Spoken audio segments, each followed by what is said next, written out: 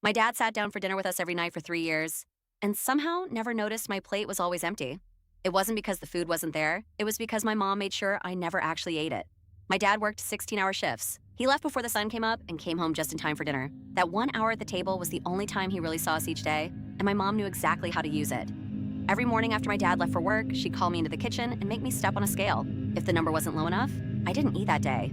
My younger brother never had to worry about that. He got pancakes, cereal, all the normal things kids eat for breakfast. Me, 2 celery sticks and a rice cake. And if I begged her to stop, she'd just tilt her head and say calmly, "Fine, then your brother will skip meals too." After that, I stopped asking. By the time my dad came home every evening, my mom already had the whole performance prepared. She'd pile food onto my plate right in front of him, smiling like the perfect mother. But hours earlier, she'd already decided what I was allowed to eat. I wasn't even allowed to touch the food she put in front of me. Instead, she trained me to push it around my plate with a fork while everyone else ate. I'd move the food, pretend to take bites, and hope no one looked too closely. My dad was always exhausted after work. He never noticed. I tried to give hints sometimes. One night I quietly said, "Dad, I'm really hungry." Before he could respond, my mom jumped in immediately. "Oh, she had a big snack after school," she said with a laugh. "She's just being dramatic." Her smile was so convincing, I couldn't even blame him for believing it. But by winter, things started getting harder to hide. One morning, I stood in the bathroom and watched strands of my hair fall into the sink.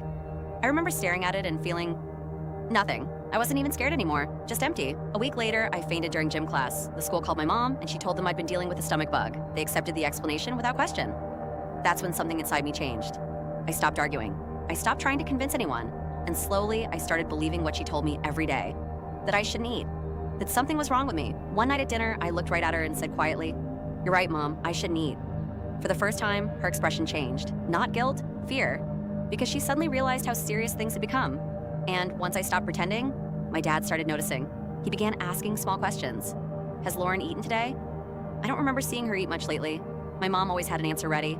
Hormones, stress, a phase. But the moment that changed everything came at my aunt's wedding. I was supposed to be the flower girl. At the dress fitting, I could barely stay standing.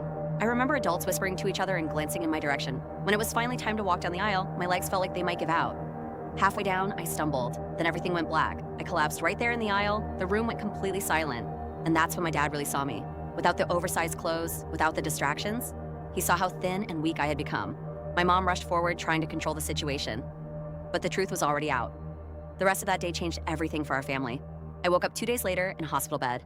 Doctors, relatives, and people who cared about me were finally asking the right questions. And for the first time in years, people were really listening.